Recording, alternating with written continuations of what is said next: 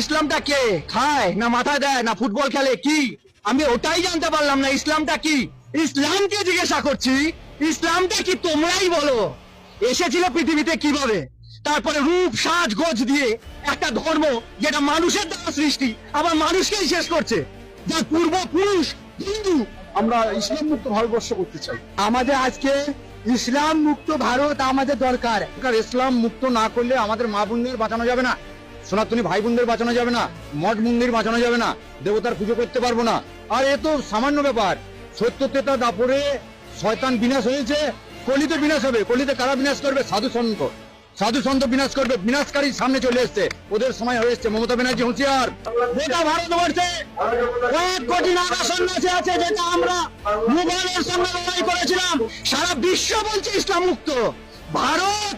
যে ভারত সারা বিশ্বকে পথ দেখাচ্ছে, সেই ভারতকে রক্ষা করতে সারা বিশ্ব দাঁড়িয়ে গেছে। এরপরে বন্ধুরা, হিন্দুরা জাগো, কেন ইসলাম মুক্ত ভারত বিশ্ব চাইছে? 1400 বছর আগে ইসলাম তৈরি হয়েছে, 1450 বছর আগে, 1400 বছর আগে ইসলাম পাড়ি দিয়েছে। আমাদের দরকার জিহাদ মুক্ত ভারত, শুধু ভারত না, জিহাদ মুক্ত বিশ্ব। যে জিহাদবাদ বলছে যে মুসলমান ছাড়া কেউ থাকবে না, মুসলমানকে কেটে দাও, আর মুসলমান হওয়ার শান্তি নেই। এই তুই শিয়া, তাহলে তোকে কাটবো। এই তুই সুন্নি, তাহলে তোকে কাটবো। তুই আহমদিয়া, তুই বারেলভি, তুই সালাফি, তুই ওয়াহাবি, তুই ইসমাইলি, কাটবো। এই চিন্তাটা মৃত্যু দরকার। এগুলো সব উপধর্ম, ছলধর্ম। আজকে ছলধর্ম করে আজকে ভারতবর্ষটাকে শেষ করার চেষ্টা করছে। ইসলাম ধর্ম ত্যাগ করে মুক্ত করে আমাদের সনাতন ধর্মাবলম্বী হওয়া উচিত, যাতে এই যে হিন্দু জাতি বা সনাতন ধর্মের উপরে যাতে অত্যাচার অনাচার যাতে না হয় সেই প্রতিকার করা উচিত। একজন সাধু বলছিলেন ইসলাম মুক্ত হওয়া প্রয়োজন। ইসলাম মুক্ত কেন? ইসলাম হচ্ছে মানবিকতার শত্রু। টেররিজমটাকে বাঁচিয়ে রাখার ইকুয়াল টু করলে মনে হয় ইসলাম।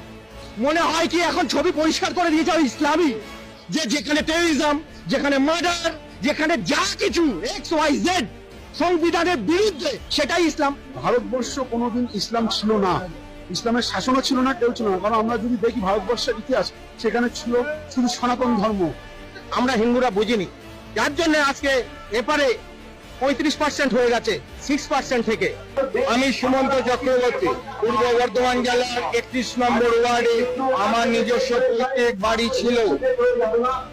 আজ আমি 2018 সাল থেকে সেই পৈতৃক বাড়ি থেকে জেহাদি মুসলমানদের অত্যাচারে এক প্রকার তাদের ফতোয়ার জন্য সেই নিজস্ব পৈতৃক বাড়িতে 2018 সাল থেকে ঢুকতে পারছি না।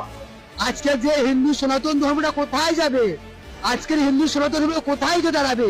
ইসলাম বলে কোনো কথা ধর্ম ছিল না। আমাদের